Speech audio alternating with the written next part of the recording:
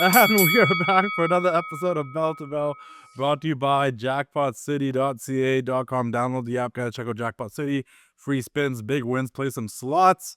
It is the Thursday edition of Bell to Bell, so we got some AEW Dynamite to talk. We also got a little bit of Rumble talk to do because it is coming up in a couple of days here.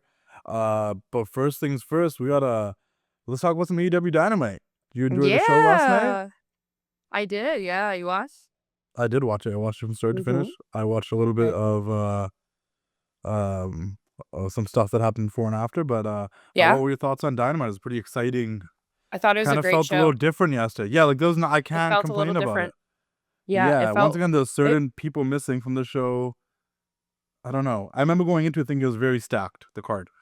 it was very stacked. Great segments. Last segment was great. Women's match was phenomenal. All the matches were awesome, but I kind of got like it felt like very almost WWE the way it was produced yesterday. Yeah. I liked it a lot. It was really good. I don't know if I felt WWE-ish. Maybe. There's just a lot. Look, it was a good show. It was easy to watch. There was matches on it that were very good. I like that there's multiple people gunning for MJF and the world title. Yes. I like that we get to see these interact. I like that we get like little random surprises, like, you know, Andrade beating Swerve. Like that's like, oh, I okay, know. like that's cool. I did not expect that. I do have to still question the booking in terms of like, I don't get how anybody's actually earning a title shot here, or how this works, who's supposed to beat who. Does this take Swerve out of the title picture now because Andrade beat him? Yeah. Is Kenny beating Rocky Romero adding any clout to his name to go face MJF? Like, you beat Rocky Romero, you didn't. I don't really understand the point of that match, to be honest. Yeah. Well, to get Kenny in the ring, I'm assuming, against a Don Callis family member. Well, yeah, but they just throw in Rocky every now and again to job somebody. Yeah. And I like Rocky. He's not established to that sense, you know. Yeah, exactly. Yeah. And then like, okay, so these guys are gunning for a world title match, Omega and Swerve, and Hangman hasn't really wrestled anybody, but like, he won the trios titles on Collision, but like singles wise, I don't remember the last time he like, maybe like it was a week ago, I don't know, but I don't remember him wrestling anybody to like really put his name in the hat for this title shot. And then you just have Brody King who goes, hey, I asked Tony for an eliminator match. It's like, oh, is that easy? Like, why doesn't Kenny, Swerve, Andrade, Hangman all just line up to Tony's door and be like, I want an eliminator match? Well, he that's the only thing that I find confusing about this entire situation. But I like the fact that there's multiple people, like the end part of the show where MJF was walking out and ran into everybody. Like, I liked that whole idea, like, oh, he's got a target on his back, you know? Yeah. I like the segment with Brody. I'm finding now, like, every episode they have MJF do a promo because everyone knows he's great at promos and everyone wants to see it. So it's almost like, are we going to hear him talk every single week? But, he's the best talker on the show. So I guess they have to fill up spot. I do feel like they've made him wrestle more often than usual, which is saying a lot because that says he doesn't wrestle that much. But like, he did just wrestle Bandito. Now next week he's gonna wrestle Brody, and you're like, oh, he's like wrestling more often. Before, like, there was a period where like he would just talk for weeks, or he would run one of those the typical MJF storyline, the gauntlet of you have to go through these people, then you get to me, like, and he's not even doing that, so that's kind of changed. But let's break it down. It started off with Rocky Romero and Kenny Omega, right? Around that time too, it might have been here a little bit later. Before we actually get into it, before we get into the championship picture part of it, Samoa Joe is injured. He got injured training, so nothing to do with wrestling, in ring or anything, but he got injured training. Okay. So that takes him out of the championship picture because he was another guy eyes on MJF. When was that announced? How do you? It was like on commentary, like bypassing. I was kind of like a little bit shocked that like Andrade just came back and already got a main event match and won it. So that makes sense if he was, filling in as a spot there. If Joe wasn't able to, it was Joe originally booked for that match. No, I don't know. I have no idea. He wasn't, from what my knowledge. I'm curious if he was. to kind of, win. yeah. Yeah. No, I think Andrade somehow got into Swerve's face on Collision or something, to what led to Yeah. this. Yeah. Yeah. But then again, I don't know the timeline of when Joe got hurt, how he got hurt. It was a non-contact training injury. We don't even know how long he's out for. We just know he's not clear to wrestle. Do you feel like this is a loss for AEW right now, or like a good time for a Joe break? Um, it's not the worst time for a Joe break. I mean, I love Joe, but it's kind of nice to have like a new face in there too. Not that Andrade's a new face, but you know what I mean. Like he's a Yeah. newer face, and yeah, I don't know. Yeah, he. I didn't expect him to win that match. That's for sure. Yeah, no, I didn't either. But I don't know. I think, and now like with the addition of like we had a debut on AEW, which we'll talk about in a second and stuff too, that we've talked about it countless times that the AEW roster is just stacked.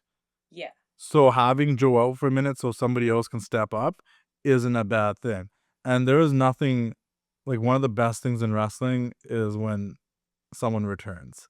And this Mm-hmm. gives Joe the ability to have a return. I mean, not like the way they do the Roman Reigns returns every 2 weeks situation, but I mean like the like when someone gets is out for a bit and then they return. So it's like maybe this I think it's good because I think Joe's like someone they find very reliable when situations get tough. It's like, all right, we'll put the hell on Joe. Let's put it on Joe. Yeah. Joe's been a transitional champion a couple of times in this company. Joe's always gonna be Samoa Joe, like as a like his legacy in AW that is he's a vet, like he's a vet in that locker room that is already respected and established.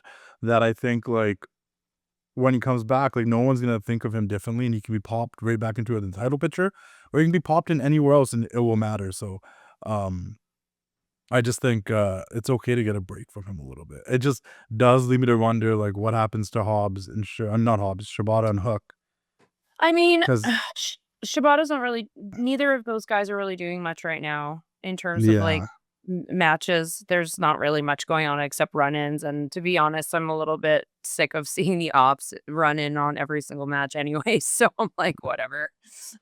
yeah. I Yeah. mean, now we don't need to watch Hangman and Swerve beat up the Ops Dojo members every week, I know. sharing their Yeah. chain. So Yeah. So we'll move on from that. But talk about Hangman and Swerve. Omega defeated Rocky Romero as everyone expected. It was not a long match whatsoever. Not No. mad at it. I talk about so on one side of it, like playing devil's advocate, I could sit here and complain that why was he facing Rocky Romero? How does him beating Rocky Romero grant him a title shot or anywhere close to one? When was Rocky Romero an established star in this company? But on the flip side, I'm also the same person that complains every week that like hey, wrestlers need to just win. Like every once in a while, just give them an easy win. So so we know they're winning people if they're gonna lose soon, So we just don't always see them lose. And at least we're seeing Kenny win matches. So like, I mean, yeah, so who would have been a better opponent for him then? Because I mean, obviously Romero isn't gonna win against Kenny Omega. well, I think Romero's a perfectly fine opponent for him if it was just a match for the sake of having a match to put Kenny over. I actually Mhm. don't think that's horrible. But Mhm. if this is like a situation of like, oh, I beat Rocky Romero, so now next week I like it's not it was never said this way. But it's kind of portrayed this way, even when Tony Schiavone came into the ring to do an interview with him after, like, "Oh, you beat Rocky. Whoever wins between Swerve and Andrade, you're gonna face next week, and whoever wins that is gonna get a title shot." But I'm like, okay, so one guy has to either beat Swerve or Andrade, and you just had to beat Rocky. Like, there's Right. levels to this shit. You know what I mean? Like, Yeah. that's my only confusing part of it. Like, was like, okay, maybe if you had to beat like a Lance Archer or Josh Alexander against someone else that you believe a little bit more of a competitive challenge for Omega, he has to beat Takeshita or Fletcher. But instead of like, oh, you beat Rocky Romero, Andrade has to beat Swerve, a former world champion, Yeah, yeah. or like Swerve has to beat Andrade, who is a formidable opponent, and Uh-huh. then you guys face off to see who gets the title shot. That makes more sense. But like Rocky, so Kenny I got know. like an easy way out kind of situation. Yeah, Like yeah, yeah. Yeah, I'm not sure. There's just so many things I just never know why they book certain stuff, so I don't even question it. yeah, and then they said that the winner of that match will face uh MJF. I could be wrong. This is what I'm Imagine saying. Rocky Romero won. I'm just saying, like, There's like, I once oh, again, this is maybe just my confusion. Maybe someone will clear this up with me. Maybe I just wasn't paying well enough attention. But I think in the Tony Schiavone segment, it was like the winner of that would face MJF at Grand Slam Australia, or wherever they're going, Brisbane or something. I think that's in Australia. Or but then Brody King came out and said, if I beat you in the eliminator, I'm facing you in Australia. And then Kenny ran into MJF later in the night and said, I'll see you at Revolution. I'm confused. Who's facing who where? So like I said, I like that all these people are gunning for MJF's title. I'm just confused. Revolution is the one in Australia? No, so Grand Slam's in Australia, but that's just a televised event. Okay. Revolution's an actual pay-per-view. It's happening in LA, I think, after Grand Slam. Right. Which also kind of sucks because, I don't know, like, I don't see MJF not walking into Revolution champion, so whoever faces him at Grand Slam, you're just kind of like... So he's just going to run through all of everyone, basically. But it's funny because, like, I guess Omega assumes that MJF will win over Brody because if he's going to face him at Revolution. But I guess also the match against Brody isn't a title match, right? It's whoever wins that match. So next week Brody faces MJF, and if Brody beats MJF, then he faces MJF for the title. How do you feel about eliminator matches? That you they have do to a lot beat of the champion before you face the champion. I don't really. It doesn't really make sense to me. Because if it's like the lower guy is going to be a champion in the first match, why wouldn't you beat him in the next match for the belt? You know what I mean? Especially when it's on the line. Yeah. I don't know. I guess I'm not a huge fan of it, especially when it's done so often. Like I know that Max last week told Brody, like, hey, go beat some established stars if you want a title shot from me. I mean, Max is an established star, so that's a good start, but it's just like, do I want to see Max lose to Brody? I don't know. Yeah. And if he does by DQ or count out or something like that, I will play along with it. But if he takes a 1-2-3 to Brody next week, I'll be like, oh, okay. He might. I feel like he might. Yeah. Anyways, back to the first segment. Omega beat Rocky. Out came Hangman because Omega said something on the mic like, it doesn't matter if I hate you, I love you, but I'm coming for the title. Hangman comes out, says some stuff about like, I wish I was working with you side by side, but if I have to fight you, I will, because I'm gonna be the next champion. Out comes Swerve being like, I don't care about friendship or anything, I'm coming for the title. But instead of really looking at Hangman, he was really in Omega's face.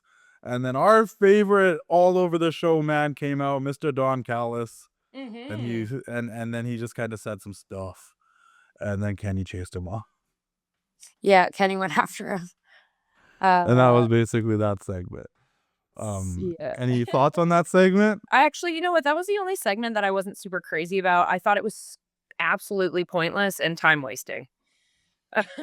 it was just the same as like what we already, like, nothing new was said from anybody. Not from Kenny, not from Hangman, not from Swerve. And Don Callis just came out there with a, we're gonna win all the, like, Don Callis cut promo with the Don Callis being dominant, and then like later in the night cut basically the same promo with different words, that the Don Callis family is gonna hold all the titles. It was pointless, and it just like, and I know they clipped this, maybe they'll clip it again, but once again, at what point do we separate Kenny Omega from Don Callis? When do they just not associate with each other? Right, yeah. Callis, like, we see Kenny, we see Don Callis. Yeah, like we don't need to keep seeing these two over and over and over and over again. It's not like every time we see CM Punk, we see Paul Heyman or Roman Reigns. You know what I mean? Like, yeah. Give us a breather the promos on this. In that were just very repetitive, and it's just the same, like, I'm the best, I undisputed, I'm undefeated, all that. Like, it's just like repetitive. I don't know. We probably saw Don Callis buzzwords over and over and over. What's up? We probably saw Don Callis on the show just as many times as we saw MJF.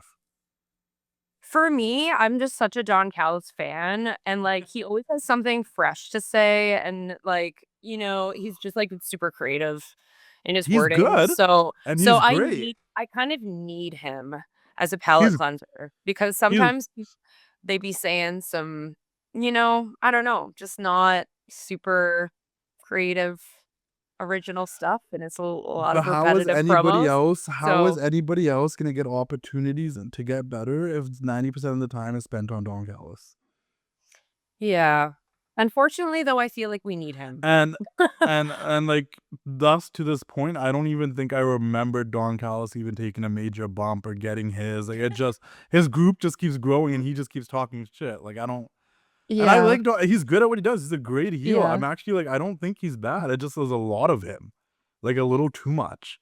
Like, you might as well just make him the GM or something, because like that's how much we see him. We see him as much as we see an Adam Pearce on a Raw and all this on a That's Smack. true. Like, Yeah. it's like just like, what do we like?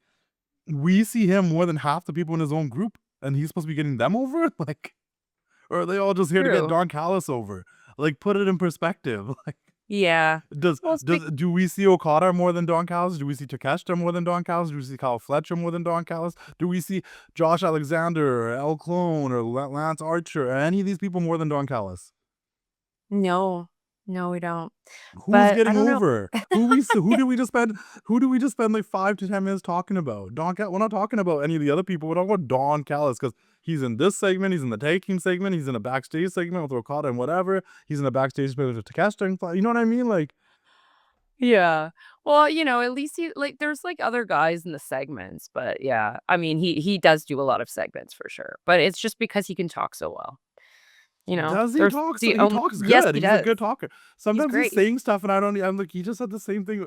The families have all the titles. We're gonna be doing it. Ha ha. He plays like evil Disney villain. I'm gonna take your property, and you're gonna watch me do it. Like, okay, take Car Playground and turn it into a parking lot. Do whatever you want, Don Callis. Like, you developer. Like, I don't know what's going on here. Oh my god. But yeah, that was that. That was.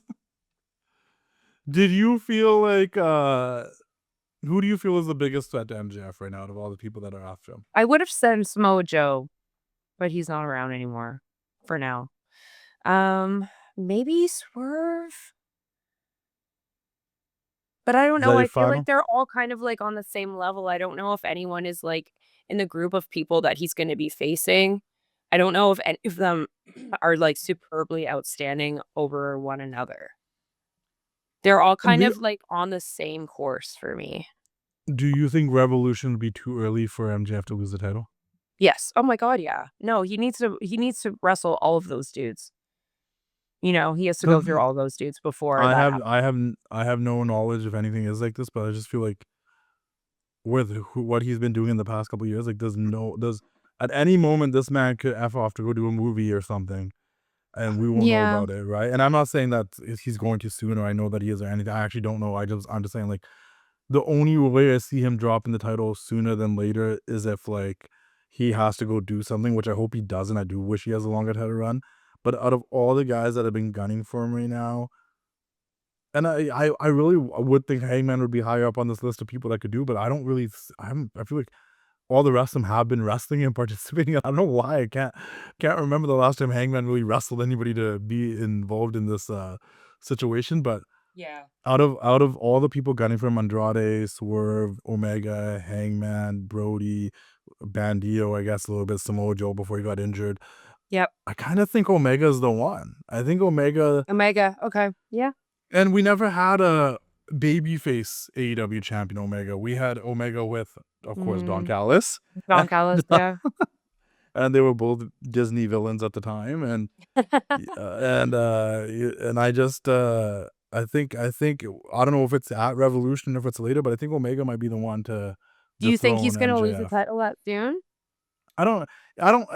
If he has anything to do, I feel like he might. If he doesn't, then I don't see him losing to him. I can even see MJF beating Omega and Omega working his way back to another title shot after MJF defends against a couple other people. But I just think, as of right now, at this particular moment in time, and this might change a month from now, 2 months from now, I see Omega being the one.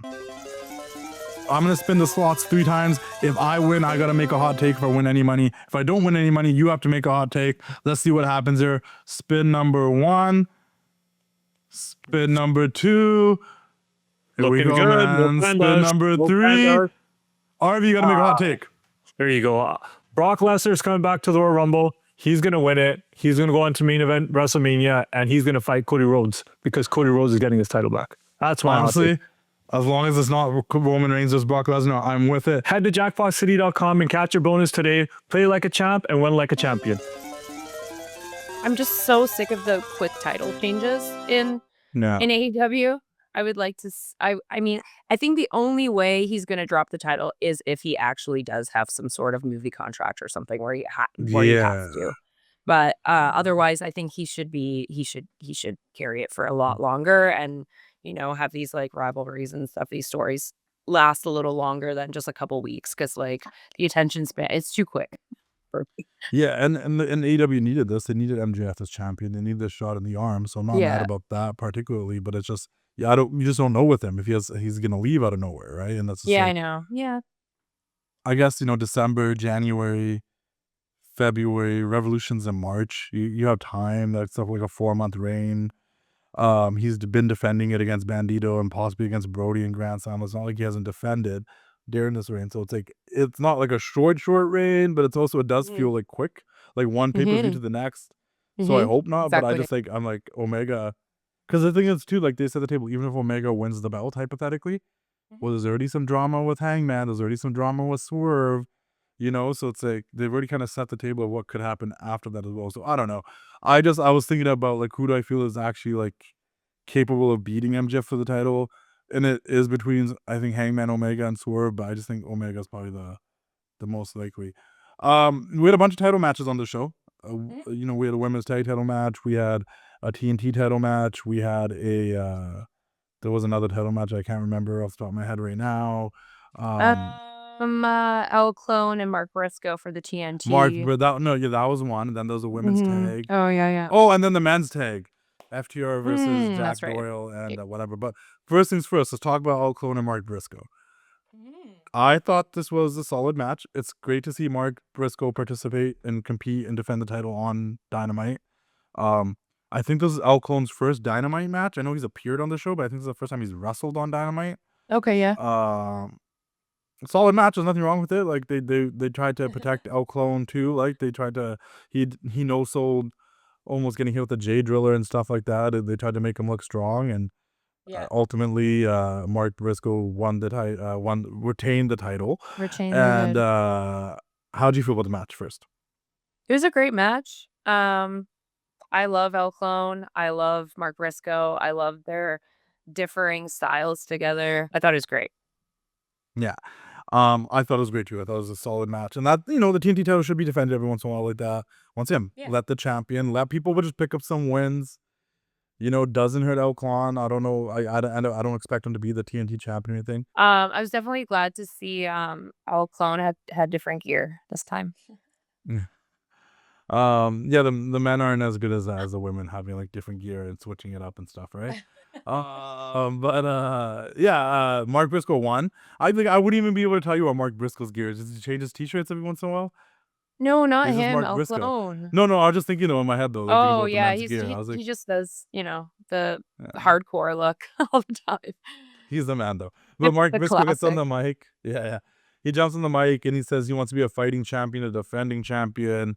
And, you know, he just defeated El Clone. He's feeling good about himself. So he wants an open challenge because they're going to still be here in Texas Saturday for Collision. So, and I kind of missed that part at first. I thought he was doing the open challenge right then and there because I was like, our dude came out in his wrestling gear. It's happening right now, but that was not the case. And dude happened to be none other than Tommaso Ciampa. Yeah. So how'd you feel about Ciampa making the jump to AEW? I didn't expect it that quickly. I didn't think he was going to end up in AEW, to be honest. And I think we talked about this last week about where we thought he might go, where he should go. I kind of thought maybe he would have been a better fit in TNA for some reason, but I think it just goes back to the fact that AEW it's such a huge roster of people, and like he was barely used in WWE. He was like a star in NXT and barely used properly in WWE. Is he going to go through the same thing in AEW? It seems like they're really like pushing for, you know, him to be doing big things at AEW. So we'll see. But there's, you know, it's just, I feel like everyone gets lost in the mess the sea of wrestlers there. So, I just hope No, he's used properly. we've had names come in, right? Those guys that we Yeah. really like that are there, like a Claudio and a Pac, even Mark Briscoe, and we feel like we don't see them all the time. So that is kind of a dangerous thing. I think also in my clip where we were at, we talked about this question where we had to make separate clips to socials. I'm pretty sure I said, I think he should go to TNA. I'm like, I wouldn't be surprised if he showed up in AEW, but I think he should go in TNA because he'd be a bigger fish in a small pond, where here he's just another fish in a giant pond with a bunch of big Exactly. fishes. And I do think creatively he might have kind of peaked in WWE. Like there was not a glass ceiling that he was getting above him and Gargano. Exactly. In a world where there's Punks and Romans and Codys, and now we're trying to build the Braun Breakers and the other people of the world, like maybe Ciampa got left in the dust a little bit. Like we weren't, now they're trying to build Trick Williams, and they're still trying to get Damian Priest going over there. That's Well, they got all these younger dudes in too, right? Yeah, so like you want to push Carmelo, you want to see Bushinsky. Like I don't know how much Ciampa and even Gargano were gonna climb the ladder from where they were as a tag team on that roster, and I think Ciampa kind of saw the writing on the wall. I don't think Ciampa's dealt with injuries. He might feel like he just wants to. He's probably saved a ton of money working for WWE, and he's probably making a lot of money with AEW. That he's probably just like, what do I creatively want to do for the next, like, I've been with the WWE for 10 years. Like, what do I want to do for the next 10 years or 5 years or whatever it is? Right. Might as well I just don't go work know. with my It's friends and 10 have years some left fun on the water. wrestling. I like everybody agrees. Like nobody disagrees. Everyone agrees that like the most glorious Ciampa time and was when he was in NXT in the black and gold. And then nothing on the main roster after like being called up to the main roster really felt any like that great. Do you think it was the right time to debut Ciampa, or do you think Mark Briscoe should have made the open challenge on Saturday and Ciampa comes out there? Good question. I don't hate that he came out when he did. Mhm. I don't think it necessarily needs to be on a big show, but I do notice that they do these huge reveals and matches on just like regular shows, and they don't really put them on bigger platform like pay-per-views and stuff like that, which is kind of funny. But it makes like a regular Dynamite really special. Um, and it was like the craziest pop ever. Um, yeah, it was a pretty cool. His entrance was insane. I had no idea who it was at first until, the what is his like little his moniker comes up. But Psycho Killer. yeah, Psycho Killer. Yeah, so I don't know. I don't think it's terrible that he debuted, or his surprise debut came out yesterday. I do get the idea that Dynamite's a more watch show, so that would have Yeah, been the place it to do it. is. In terms of like Sure. Dynamite and Collision, like, or even Ring of Honor, like if you consider that too, like Dynamite's the most watched show, so yeah, do it there. I don't disagree with you that like, yeah, he could have done it at a pay-per-view, but I think the next pay-per-view is in March, and that's kind of an issue. Okay, you could have done it at Grand Slam in Australia, but Right.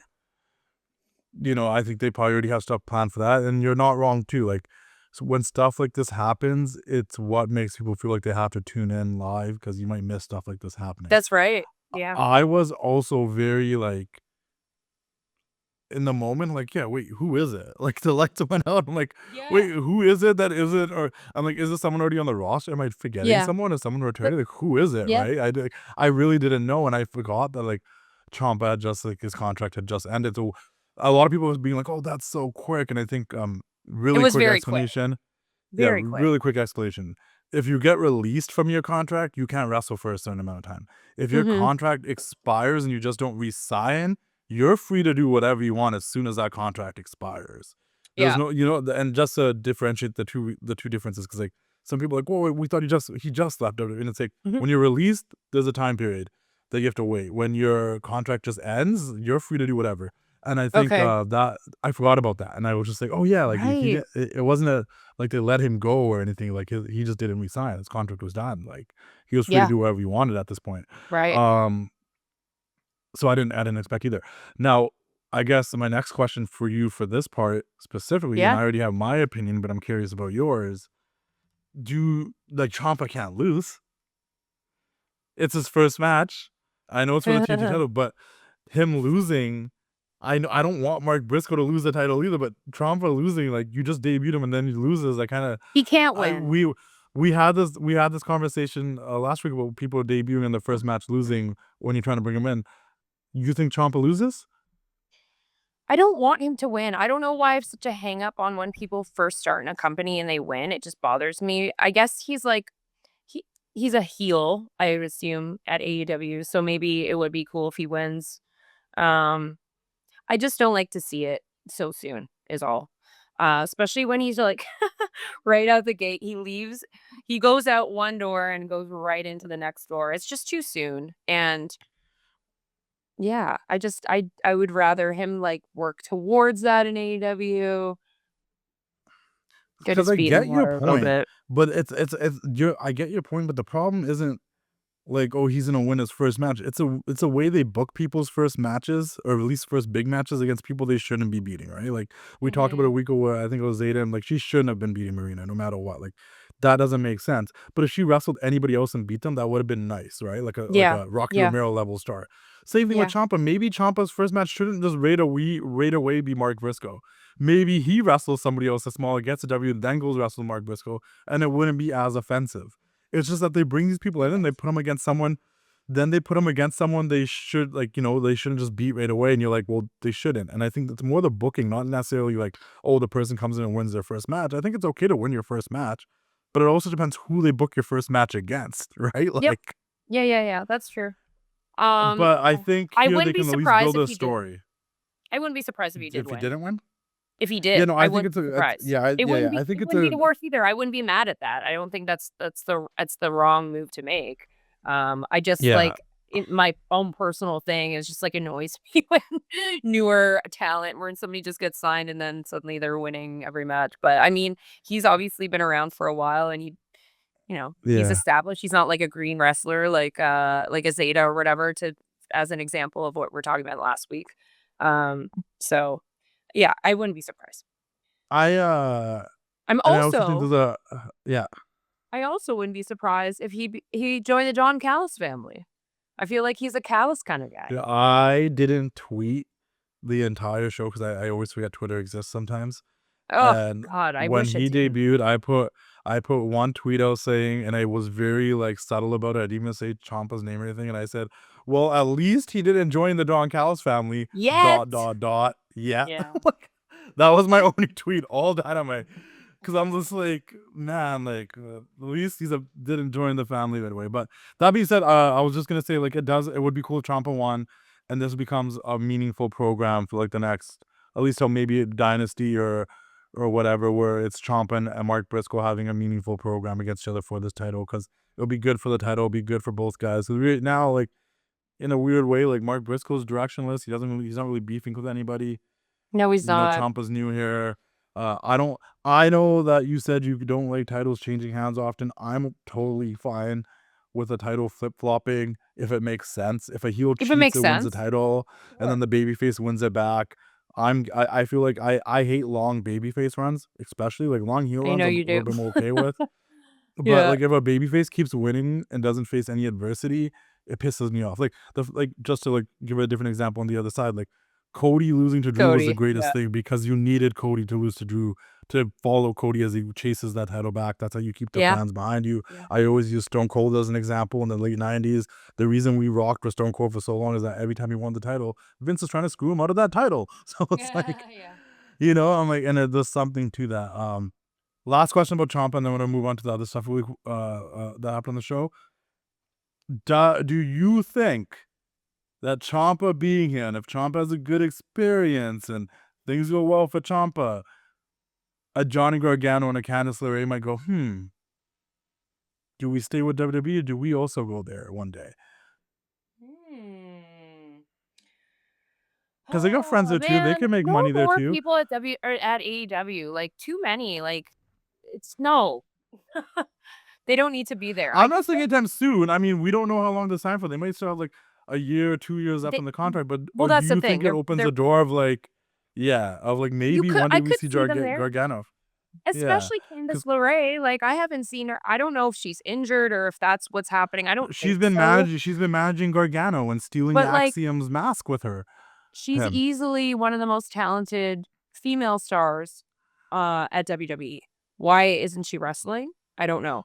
But maybe Like, maybe she would be good to move over at AEW because there are so few impeccable lady wrestlers there. So maybe that would be cool at some point, if they actually used her. Um but I think yeah, Gargano and her aren't really used a whole ton in WWE. they are to an extent, but once again, it's a situation which I think Ciampa probably felt. I'm gonna get as high on the totem pole right now that I'm gonna get. You guys have no Exactly. plans for me to be Plateaued, any, right? yeah. Like Yeah. I don't think you guys have any plans for me to be a main event star or get any bigger. I can be patient and wait for it, but once again, at a time where you have all these top stars, I don't really see where I fit into that.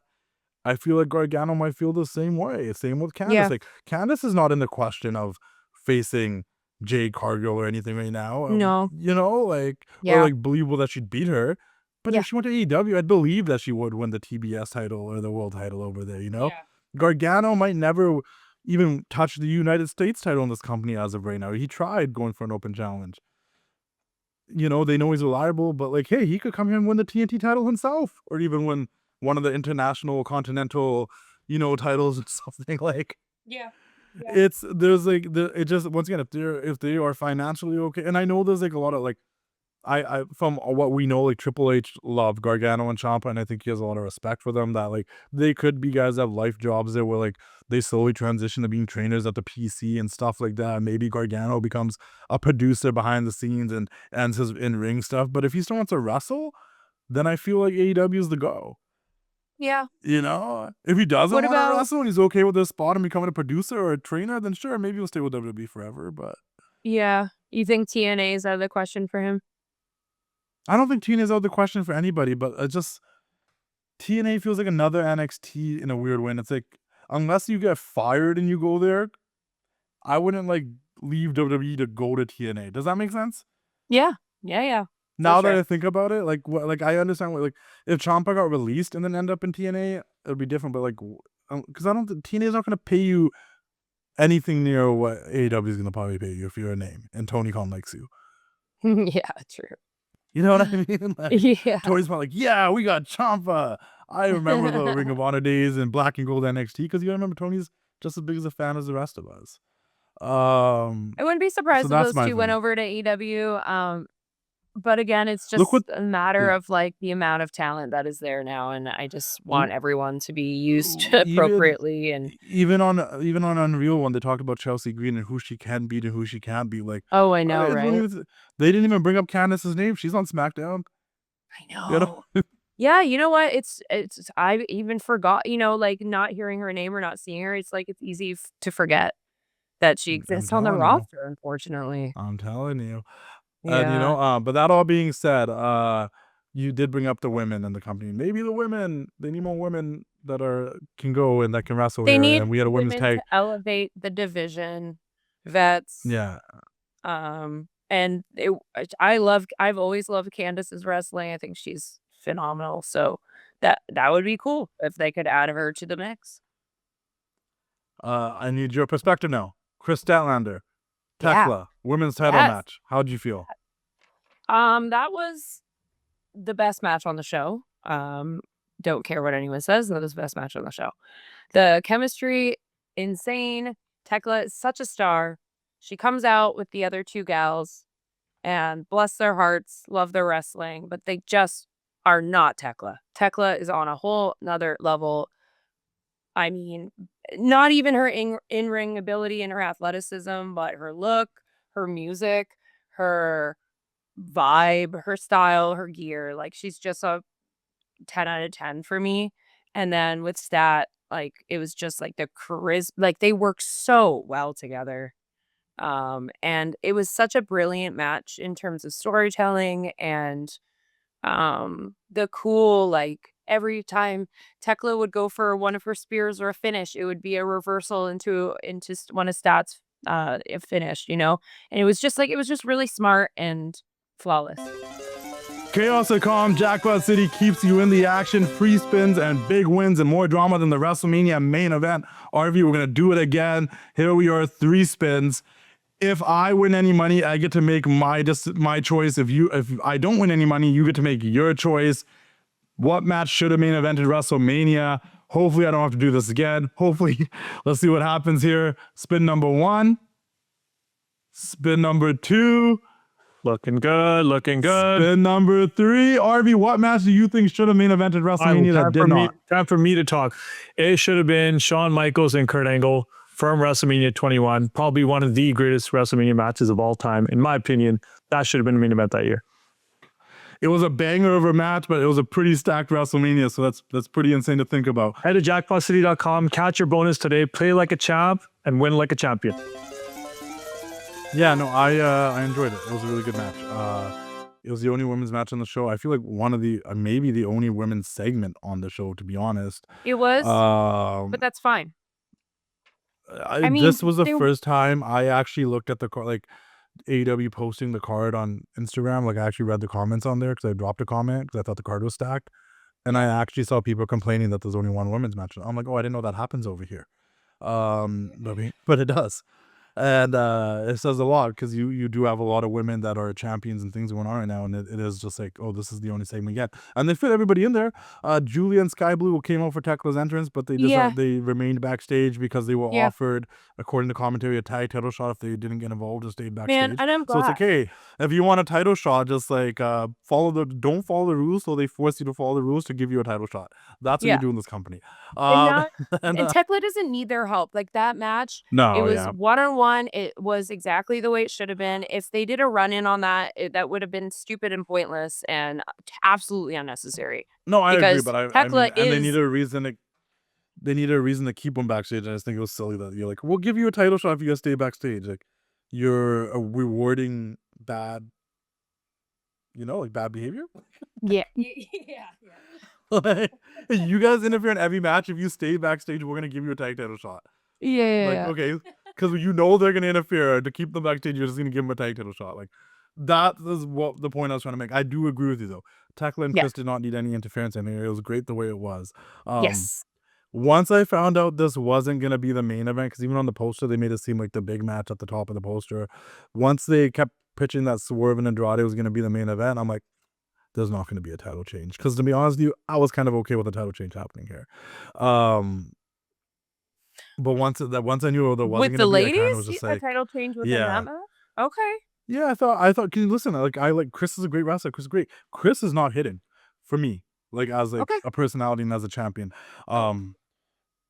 She's a great wrestler. The match was great. She has great matches with people. She had great matches with Mercedes and Jamie, and obviously with Tekla. And I know that means a lot in AEW.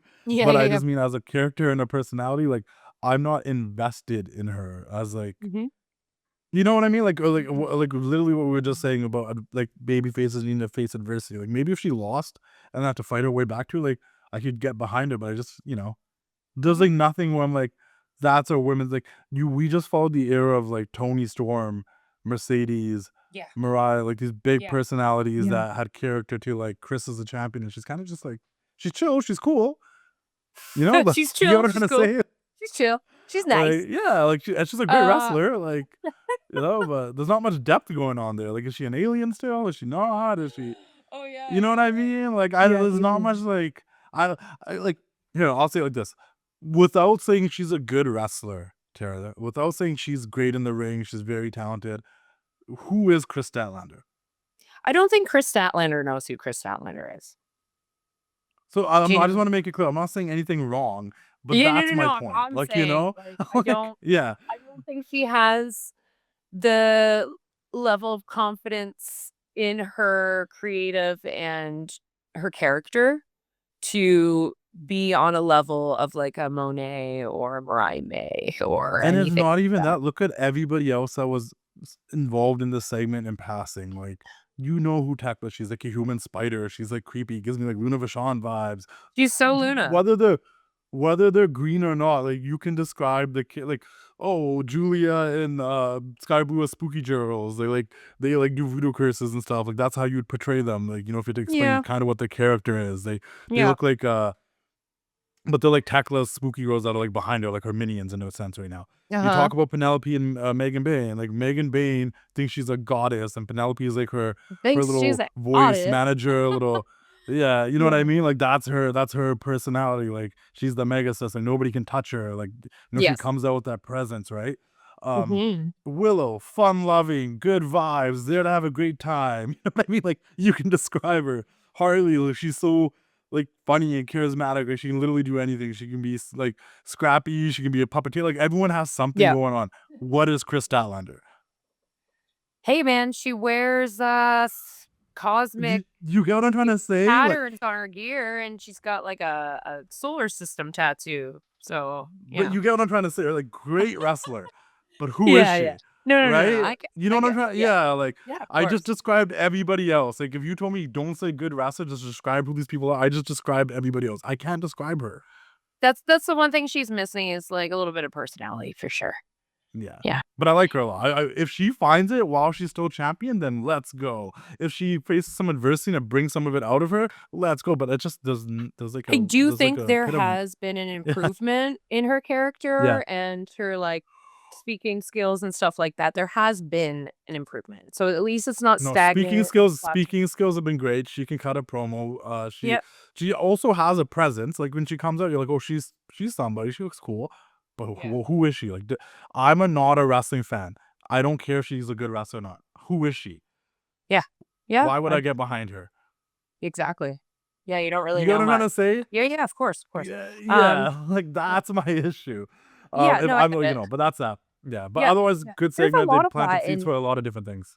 yeah, I mean, there's so much of that in women's wrestling though. I feel like um in WWE as well. Like there's so many women that are like, who are you? Are you just a Give me pretty someone. kind of ditzy girl? Are Outside of you don't give me someone, but not NXT because NXT I will give the benefit of the doubt to the developing people down there. So some people might not know who they are yet because that's still a development brand. On the main roster, give me someone that you feel Maxine like has no Dupree? character. And Maxine Dupree. She's a model. She She's a model girl that should not be a great wrestler. That is learning how to wrestle. Has been training at this dungeon. She's scrappy. She's the ultimate underdog that people really don't think should win.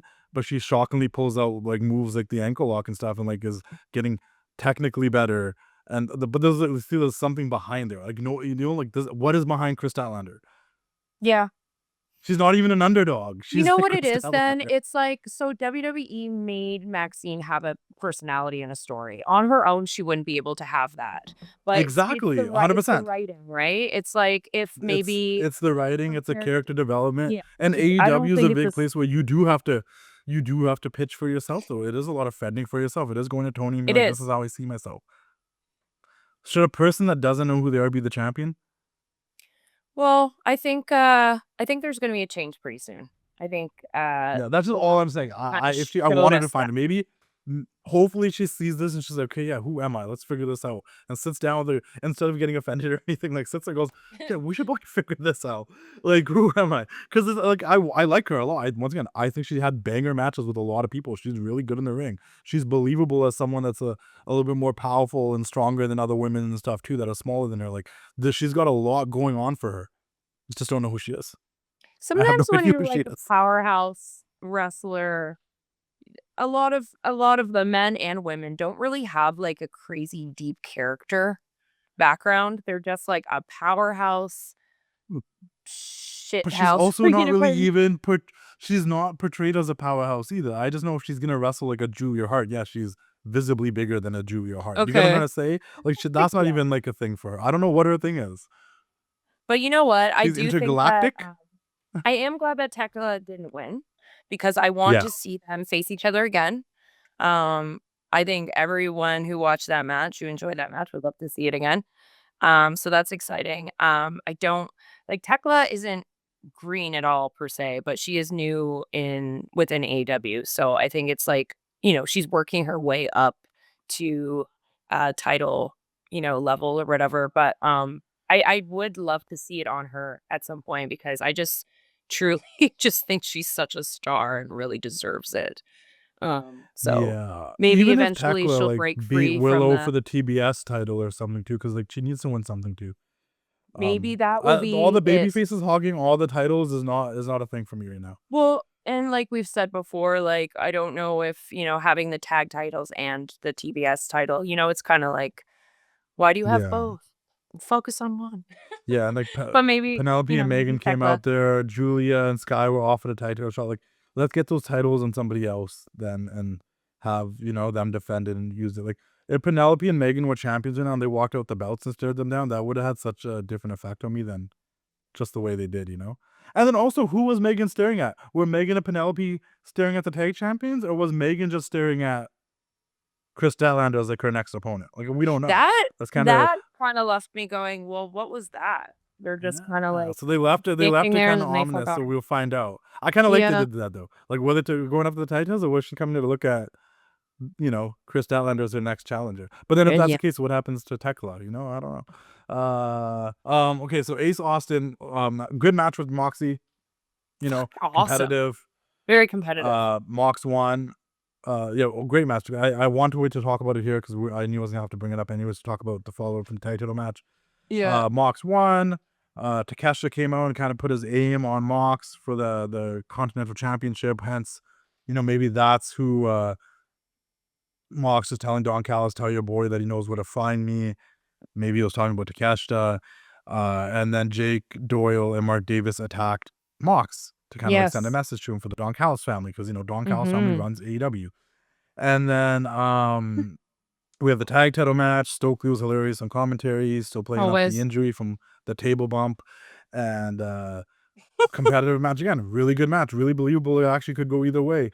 And the conclusion came when Moxie came back for a little bit of retribution and hit, I believe it was Jake Doyle with a belt, and he went back into the ring and got hit with a shatter machine to let FTR retain the title. So a little indirect help from the Death Riders for FTR to retain the titles, which I think Stokely played off hilariously on commentary. And he's like, these guys were really bad for a long time, but I never really minded them. Like, they kind of, and then they kind of just like kicked it, knowing that they could kind of just snuck away with the tag titles because they got help from the Death Riders.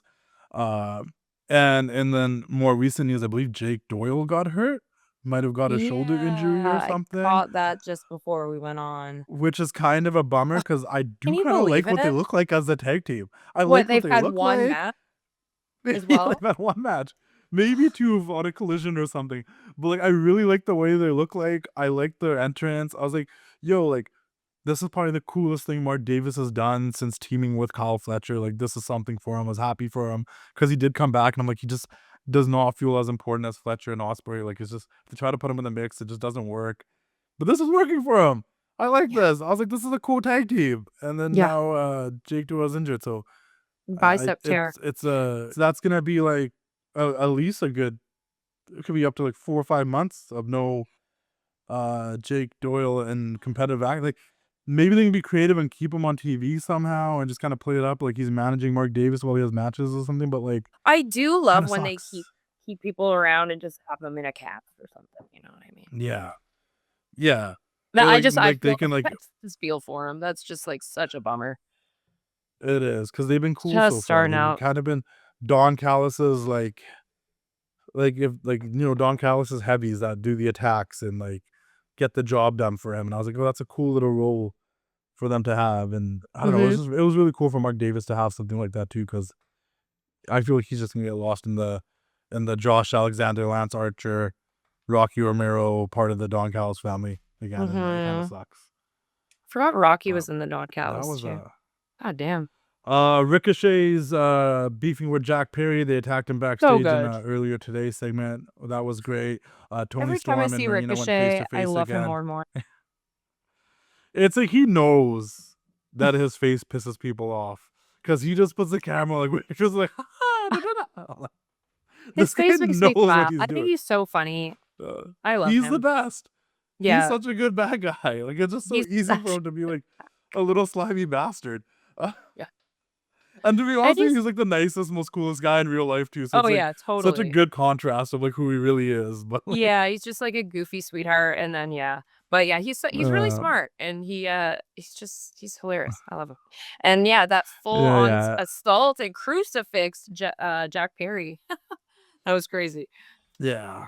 We had a Dress him up promo like from the a Young Christmas Bucks tree. saying they're back to the super parties, tassels, and all. I do think the Young Uh-huh. Bucks are gonna continue helping Jack Perry. I think that's where I know they want to get back to the tag title division, but I feel like they have to help Jack. Who's helping Jack Perry? Luchasaurus is still out, I think, too, with an injury. I'm not 100% sure, but like He's always injured. What's going on? I know that's that's the only thing that really does plague AEW sometimes is the injuries kind of making. Yeah, right? Look, I always go back to like how great was MJF and Adam Cole if it wasn't plagued by injuries, right? Like I know.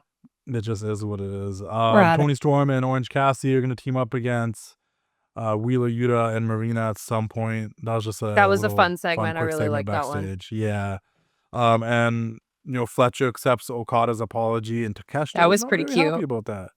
So there's a little No. tension between those three, and that's basically kind of what happened on Dynamite. There was nothing else really that really popped out. But Tommaso Ciampa's debut was huge, and there's 3 Huge. title matches. None of the titles changed hands, and yeah, I we'll see did what like happens. how like there We'll was see a what couple happens. things that I didn't expect. So that's nice. I like to, when I see a show, I Yeah. want to see something that is going to throw me off. So I'm glad for that. And we didn't really talk about it, but the MJF Brody promo was good. I was It like, was great. Brody's not gonna out promo Max, so what are we doing here? Like, Close I don't know though, if this is very the call to close have. actually. He was on it, man. Toe to toe. It was just what he needed to do. It was Yes, just what he needed to do. He didn't need to go back and forth with Max. That was never gonna happen. It was, listen, I man, loved it. it's called having friends. You don't Yeah, know what that's exactly. like. Yeah, And I'm it's not a gonna and follower. I listen, just want like I'm friends. gonna yeah, like and then it's just like, I'm gonna face you for the title. I got an eliminated match. It was what it needed to be. He didn't need to go into detail or try to just send jabs back at Max like other people can try or have done. Like we've seen great ones with him and Max and Punk and Max and Ricky Starks and other people that have been able to hang with Max. But I was like, Brody's not that guy. Please don't try to make him hang with Max right now. But they did exactly what they need to do, so it's good. On the flip side, AJ Styles trademarked his stuff. AJ Styles name, phenomenal one. So that leaves some questions to be asked. Do Trademark. you feel, yeah, like he kept his copyright trademarks news. Yeah. Like he kept his personal trademarks, so his nickname and his logo. Mm-hmm. Do you think it's a coincidental that's a timing where it seems like he's retired from WWE? Do you think he's just retiring from WWE? Do you think he's retiring from wrestling when he's done here? Yeah, this is a big conversation right now. Okay, because he said that he's going to be done at WWE essentially, but not done wrestling. So he's leaving WWE, but When did he say that? He said it in a segment somewhere. It wasn't exactly worded like that, but that's what he meant. He was like, when I'm done here, but not necessarily wrestling altogether. So I don't know if that Wait, so means do that you he's think gonna. he goes somewhere else? Do you think he goes to an AEW or a TNA or something? Man, that'd be crazy if you went to AEW. I think he's done. I know there's dream matches. I know people want to see AJ Styles versus Will Ospreay, AJ Styles versus Kenny Omega, AJ Styles versus MJF, AJ Styles versus Brody King, AJ Styles versus Swerve, Yeah. Hangman. The list goes on. I mean, yeah. To Have be AJ fair, and he Samoa can't Joe run it do. back again. To be fair, he can't do a lot of the stuff he used to do. So if he does. If I he does know. retire, then he might retire from all wrestling, not just WWE. I think he's retiring from all wrestling. I think if he said he wasn't done with wrestling, I think that means like he's like maybe he's someone that's down to step in a producer role or a trainer role or like maybe start his own school or something. But That would make sense. Very That would be adamant cool. of. But yeah, he's been very adamant. Maybe not even in WWE. Maybe he goes to AEW and becomes like a producer. Who knows? But he's just been very adamant about. I don't want to be wrestling when I can't wrestle like AJ Styles. Like Yeah, the AJ exactly. Styles Yeah, that people yeah. remember, Yeah, yeah. right? Yeah. And I think that's a thing that wrestling fans don't get because they'll even be like, what, like Cena could have won even for longer. And it's like, no, but if you really paid attention to Cena's matches all last year, like he did pull out all the stops to make those matches mean something, but that also wasn't old Cena. Like, he also got older and it Yeah. was visible that you couldn't do things he used to do. And there's a lot more theatrics and run-ins that kind of made a lot of those matches, right? Like, I think AJ Yeah. feels the same way that he might not be able to go this. You know, we've seen AJ botch more in the past year than we've seen Exactly. AJ botches in his entire I was gonna say career. that, Like, but I you didn't know, want to say that because I never want to talk shit on yeah, I him don't want ever, to. I know it forever. sounds offensive and stuff, but like, But it, because like but it, AJ is like the most perfect wrestler that like I is a know. video game wrestler, but Like, like who am I to we have fucking? seen him mess up. Yeah. Yeah, 100%. I agree with you. I shouldn't have said that. I felt weird saying it too, but like How I'm dare just you stating say that facts. And I about think AJ yeah, Styles? listen. I love AJ Styles. He's probably like one of my But you're all-time right. favorites of the modern era. You know? He can't Yeah, move like he used to. He's beat his body to shit. He's, you know, he's amazing. He's been working so hard for so long. He deserves to retire. And if that's what he wants to do, that's what he should do. It just some of the wording, I was like, well, this could mean that he goes to a different company. This could mean yeah. that And I think Gunther. people think like him getting his trademarks, like, oh, he's gonna take it with him wherever he goes. But there's also the whole idea of like, wouldn't you rather if you could own your own shit than letting the company own your shit? Like, that's the way I If, see it. Like, if I could own AJ Styles and Phenomenal, so like even if I don't sign a Legends deal with WWE or something, I can still like make my own merch or whatever, and have exactly. I use my own lakeliness if someone wants to use me in video games or whatever. Like, That's a good I think point. that makes a difference. Or if someone wants to, if someone After wants he to put AJ retires, he Styles can in a still movie, make he might money not off want his. to be Allen. He might want to be Yeah. AJ Styles. Like, Yeah. like Yeah. it's owning his brand, and I think that's all it really is. I don't think it really necessarily means, oh, he's gonna pop up somewhere else. It's like, no, To be if he wants to, he honest, can, and he can also still be AJ Styles, but he it just wants to almost, own his own brand. yeah, it almost gives like uh an air that maybe he is trademarking because he's retiring, because he wants to make money off of his Yeah. name after he retires and he's not getting that paycheck from WWE, WWE might have to etc. pay him more for a Legends deal because they have to leverage the fact that he owns the rights to AJ Styles. Yeah, He exactly. might be able to be Yep. like, hey, listen, So, I own AJ Styles. Like, if you want to keep using my likeliness in video games and whatnot, yeah, then like you gotta good for pay him. me more because I own AJ Styles. I think it's more of a smart business move rather than he's saving it because he's gonna go somewhere. I just think it's just like everybody should try to own their shit by the time they leave. Like, hopefully Trish Stratus owns Trish Stratus. Hopefully CM Punk owns CM Punk. Like, Mm-hmm. you know what I'm trying to say? Hopefully Ciampa has trademarked his own name again under his own. You know what I'm trying to say? Like, Yeah. Yeah, of I course. just think it's just a smart thing to do if you can. It's a different era. It's not the Vince era. They're not trying to hold you hostage with your name like that. He never got a name change. That's also a big thing. Like, when someone comes to a company and they get a name change, okay, sure, that's different. But he was AJ Styles before WWE. He's AJ Styles after WWE. He's been AJ Styles. He should own it. You know, Like, Yeah. It breaks my that's heart what I when I think hear it is. people that like, Let's talk. you know, okay. Wouldn't they have to change their names and like switch it up and stuff? Yeah. Yeah. I mean, like, especially when they came into the WWE with a name and then the WWE decides to copyright that name, even though they already had the name. That shit's crazy. Yeah, But it doesn't actually take like that much work to I copyright something, so, or trademark something. So people should do that. like I've gotten used to Mercedes. And even Mercedes Money sounds weird, but I've gotten used to just calling her Mercedes. But like, she's still like Sasha Banks to me. And it's weird that she can't be Sasha Banks anywhere. You know what I mean? Like, Yeah. and then yeah. Like, I'm happy that Matt Cardona's Matt Cardona, not Zack Ryder anymore. Because like, Yeah, that's man. who we all know him as now. Like, that's what. Yeah, that's Hopefully cool. he has Matt Cardona trademarked. Yep. Before we wrap this up, quick Royal Rumble stuff because it is happening this Saturday, Saudi Arabia. The Royal Can't Rumble. believe it's It'll already be this Saturday. earlier in the So day. crazy. I believe it's 1 p.m. Eastern, 11 a.m. Yeah. Pacific time. 3 quick questions. Do you have a favorite match of all time? Was there a Rumble that you liked the most? Like, that you're like, I probably watched that the most times? The one I watched the most times was when Mick Foley did the 3-piece Foley. That's a great one. 1998. When, I mean, he came out 3 times as Cactus Jack, Do Love and Mac. That's a great moment, though, too. Like, people love that moment. I mean, that's the Like, most memorable one that stands out to me, for sure. there's great Rumbles. Like, I always talk about 92 Rumble because I love the whole Flair one for all the way through. And I think the best thing about that Rumble, not only was it stacked with current stars of that time plus future stars, but Bobby Heenan on commentary just like made that Rumble for me because there's like part of the Rumble is that's long and you want to be entertained through it, and Bobby Heenan just like being so stressed out for Ric Flair and like just gassing him up the whole time is hilarious.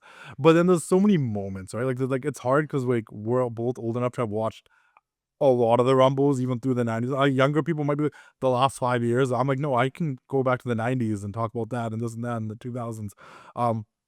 there's been a lot of cool like historic moments, you know, like China entering the Rumble, being the first woman to ever enter the Rumble. That's is a cool true. thing that we just crossed over the anniversary day a couple of days ago that happened. Then I always think about Nia Jax coming out as number 30 and then fighting the men like with Randy Orton and Ray, and I think she eliminated Mustafa Ali. And then you Yeah, I have the forgot about all celebrity this stuff. involvement, whether it was like Bad Bunny or Drew Carey or like other people that just kind of came into the Rumble and got eliminated like that. I don't know. The Rumble's always like one of the funnest pay-per-views of the year. I think it's like It really is. Yeah, I love the too. one just a couple years ago when Chelsea Green came back too, and she was in Yeah, and you know what I right mean? after. And that's the the thing too. You always get returns. You always get like surprises. yeah. I just remember how big of a pop Diesel got when Kevin Nash returned in 2011. Like, and nobody thought it'd be that big of a pop. I remember 2002 being so excited to see like for some reason Mr. Perfect back in the WWE, you know, in Goldust. I'm like, oh, they're coming back, and it was like such a big deal for me. The Godfather. There's There's a just been lot so of like the Rumbles, like comebacks and the debuts in Rumbles. yeah. And then also we've had the, you know, since 2018, the women's Rumbles, and they've always been fun and entertaining to have them having a Rumble as well. Jordan also Grace. showcasing how many women are at For, Jordan Grace and like even Jordan. WWE I think the first time we Rumbles. saw Jordan and Jade maybe even interact was in a Rumble, you know? Like now they're like facing off for Couple each years other ago. for the WWE Championship away. Yeah. I guess that leads me to ask you too, like, do you have any predictions? Because I haven't asked you at all. I've given mine. I said the Liv and Bianca for the women, and probably it could be Cody and Roman, but I'm just gonna go Braun Breaker. But what are yours? I want Braun Breaker to win. I feel like maybe I don't know. I think people think that maybe Roman might win. Or there's like Sami Zayn. Talk about Sami Zayn. That'd be cool. Yeah, if he loses this match and gets back in the Rumble, that I never even thought about that. That would be cool. Yeah. That would I definitely be mean, cool. and now Brock is announced to be in it, so I don't know. Brock Maybe declared.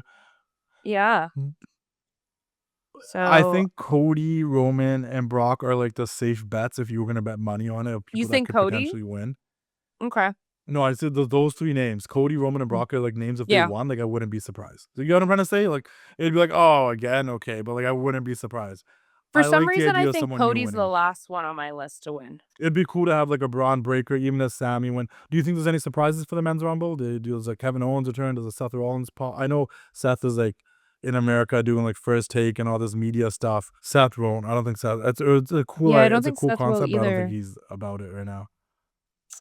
Yeah, Kevin Owens, I don't know what his recovery is, how bad his neck is, if he's even done wrestling or not, but that would be cool. I haven't seen or heard anything about him in so long. Nothing. Well, that's Nothing. the thing. Update. I really doubt. I mean, he was really at Cena's doubt last match, but that's about I it. also just don't think if he were to I don't return, know. I don't think the pop would be that big. Like, I don't think people really. Do you think people care enough? You think in Saudi they would? Oh, I think even here they would too. I think people like Kevin Owens. Okay, yeah. Maybe And Sammy LA does Knight's win. over in Saudi, and we haven't seen him for a couple of months. Hmm? Maybe. How about the women, really quickly? How do you feel about the women? Who do you think's winning the women's one? Why do I feel like Liv is? I feel like Liv is gonna win. I'm big on the Liv or if Bianca can and is ready to return, Bianca, but I'm big on Liv or Bianca. Bianca, that might be the surprise because I don't think she's actually she's out right now, right? Yeah, she's out right now. She broke her finger and it's been pretty bad. Oh, her finger. That's it? Come on. Yeah, but it was like a bad break. Like a bad break. Like they thought it wasn't gonna be that bad either, but it was like a situation where it was. Right. And also Liv's been the runner up for like 2 years in a row. That's like, what are you gonna run her up for 3 times in a row? Like, Yeah, totally that. And she's been out for a bit and she's come back with vengeance and she's doing great. She's best shape of her life. She's just looking better than so ever, over. working better than ever. I would like her to win. That'd be cool. Yeah, she's just over. So I say Liv, and I still think Braun Breaker. Okay, so we just got Anything word else? here that it was No, Alex I'm going to. Honnold. Yes, the Taipei was in Taipei, not Taiwan. My bad. Oh, the climbing. I saw like I saw it on Netflix. I just haven't watched it. Seth Rollins. Okay, wrap it up. dominated that. But I do want to ask you once again. And now you've had the time. Do you have a favorite Royal Rumble and a worst Royal Rumble? Oh my God. Have I had the time? I've been talking this whole time. When have I had time to think about it? I'm going to go the three While you're faces of thinking Foley about one, it. okay? Let's go. Three. I don't know what year that was. Okay. 97. 97, right? 98. I'm 98. such a mark. Why do I remember years like that? Because you're the wrestling 98. I class. did like a little Rumble trivia And I'm thing on my tears other up. show, and I posted it, and people were Yeah. hyped. They're like, "Whoa, that's impressive." I'm like, I'm good with the old stuff, like the 90s and the 80s. You are. You lose me when you get to like 2017 4, and I'm like, I don't know. What year was Okay, that? I'm There was some good. really crappy Rumbles in the 90s. There was some really crappy round, like 94, 95, like not like the winners, but like the gist of who was in the Rumbles were pretty crappy. I will Really? always like. Being the non-Cena guy that I am, like, I will never care for 2008 or 2013. Because Cena Those won. are the years I I didn't kind of even blocked those watch out of my memory. WWE. Like, at Yeah. all. And then, Yeah. like, 2022 was very disappointing when Brock and Ronda both won, because that was just so, like, Oh, and especially 2022, because yes. I, like, was so, like, this is Sasha's year. This is Sasha's year. She's going to win the Rumble and face Charlotte at WrestleMania. They teased it all December, and then Ronda allegedly, like, re-signed, like, the week of the Rumble, and then they changed all their plans, and I'm like, I heavily remember that I being like Sasha more. twig in the Yeah. spokes. Yeah. So that's a bad memory of recent memory. But otherwise, like, even like when Roman won and everybody booed him, I didn't mind. When Batista won and everybody wanted Bryan, I was down with it because I like Batista. But Yeah, I love otherwise, Batista. I don't think there's many bad ones. There's just some like there was some in the 90s where you knew who was gonna win and everybody else knew, like they like had the most random people in 95, 96, and 94 in the Rumbles and stuff. But yeah. That being said, that is it for this week. Bell to Bell, guys. That's Make it. sure you guys subscribe to Bell on YouTube. Check us out on Instagram and TikTok. Tune into us every Tuesday and Thursday. Make sure you guys sign up for Jackpot City Casinos. Check them out, jackpotcitycasinos.ca.com. Download the app. Free spins, big wins. Brings that chaos of the wrestling ring to you as you bet. Have some fun with it. Hope you guys all enjoy the Royal Rumble, and we'll see if Ciampa's the champion next week by the time we come back here.